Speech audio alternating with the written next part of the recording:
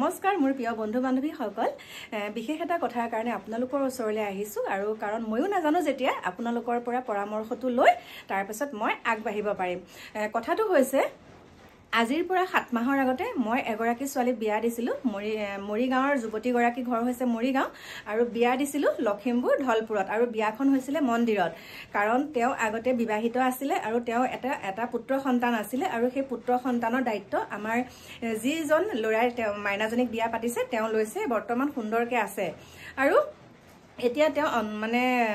এতিয়া মাক হ'বলৈ ওলাইছে দ্বিতীয়বাৰ আৰু মাক হ'বলৈ ওলোৱাৰ কাৰণে আৰু মোকে কৈছে কথাটো যে আপোনাৰ তাতে পঞ্চমৃত্যু খামগৈ কাৰণ তেওঁ মাতৃ নাই পিতৃ নাই আৰু সকলোখিনি দায়িত্ব লৈ মই মন্দিৰত বিয়া দিছিলো কাৰণ এটা কথা দেখাইছো অলপ কিন্তু এটা কথাৰ কাৰণে তেওঁলোকক দেখুওৱা নাছিলো সম্পূৰ্ণকে বিবাহখন মন্দিৰতটো হৈছে আৰু লগতে মানে তেওঁ যেহেতুকে আগতে বিবাহিত তেওঁলোকৰ পৰিয়ালে কিবা বেয়া মন্তব্য দিব পাৰে বুলি মই সম্পূৰ্ণ বিবাহখন আপোনালোকক বা ল'ৰা ছোৱালী হালক দেখুওৱা নাছিলো কিন্তু এতিয়া দেখাম আৰু তেওঁলোকে মতামত দিছে আৰু কথাটো হৈছে তেওঁ এতিয়া মানে মাক হ'বলৈ ওলাইছে দ্বিতীয়বাৰৰ কাৰণে মোৰ কাৰণে বহুত ভাল খবৰ আজি ৰাতিপুৱাই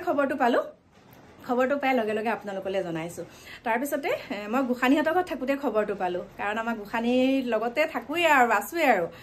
তাৰপিছতে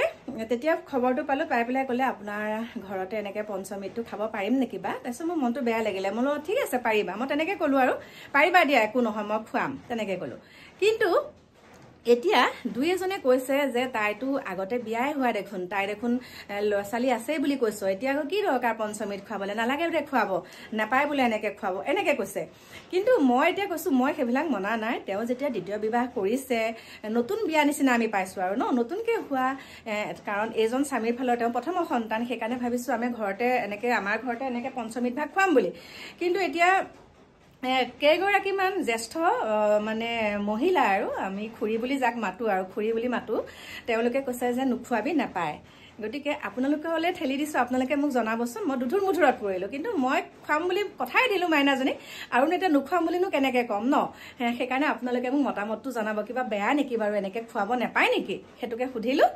বাকি এতিয়া মই গৈ আছো মোৰ ভতিজাজনীৰ লগত এটুকুৰ বিশেষ ঠাইলৈ আৰু সেই ঠাইখিনি অকল আপোনালোকক দেখাবলৈকে যাম গতিকে ক'ত যাওঁ আৰু বেলেগ বেলেগ কামো আছে গতিকে সকলোখিনি আপোনালোকক দেখাম চাই থাকিব ভিডিঅ'টো একেবাৰে শেষলৈকে আৰু সম্পূৰ্ণকে আপোনালোকে ভিডিঅ'টো চোৱাৰ কাৰণে আপোনালোকক বহুত বহুত ধন্যবাদ জনাইছো লগতে মোক আপোনালোকৰ উত্তৰটোৰ কাৰণে মই বাট চাই ৰ'লো এতিয়া বাই বাই